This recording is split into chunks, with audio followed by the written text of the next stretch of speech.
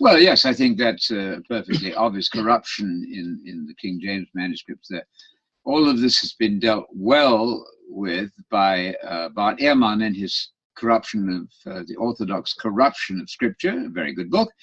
And so all the modern translations do not have God who, they have he who. Now the difference in the Greek is extremely simple, very clearly points to the fact that some overzealous scribe was keen to get the word God there, that Jesus was God. You think that's all it was? Absolutely, I would think so, yes, because it's very easy to turn os, which means he who, the Greek, omega, sigma, os into theos. You simply put a line in the os, you turn it into theta, and you get theos. God was manifested in the flesh. My backing for that would be that all modern commentaries see that.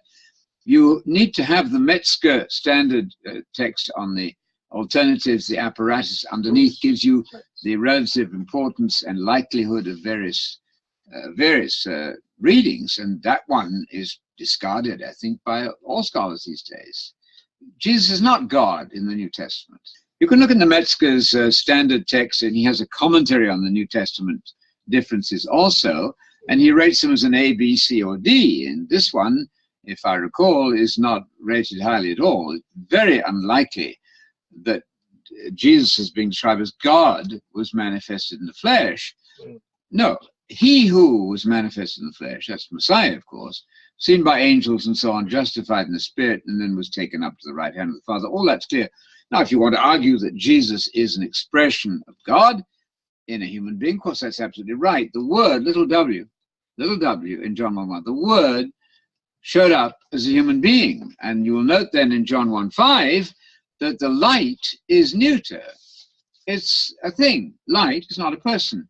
When you get to verse 10 in John 1, the light has marvelously become a human being, afton, a masculine, breaking the rules of grammar, if you like, in verse 10, to show that the light has now become a human person. That's beautiful. Jesus is what wisdom, what word became. But once you read the Son back onto that preceding wisdom word, then you've created two in the Godhead. And that led to centuries of furious argumentation, excommunication. I think all unnecessary. Greek philosophy does not belong in the realistic, simple truths of Scripture. Huge issues here, but why not think of Jesus as the Son of God precisely because of the miracle worked in his mother Mary? To recite the Shema, as we did early on, Jesus is agreeing there with the Jew. The Jews were not Trinitarians. I read actually in a book by Stan Rosenthal earlier today that he says that the word echad, meaning one in Hebrew, of course, that word, he says, is a compound unity noun. Well, that's an amazing carelessness, because echad is not a noun. It's an adjective. It's a numerical adjective. And it means one, not two, not one, two, not one, or more than one. This is very easy. And again, these are huge issues because of the division that's been created by the Trinity between ourselves and the Muslims and the Jews. So our cry is, certainly not originating anything new here, why not get back to the Founders' Creed? The words of Jesus matter. That's where we start.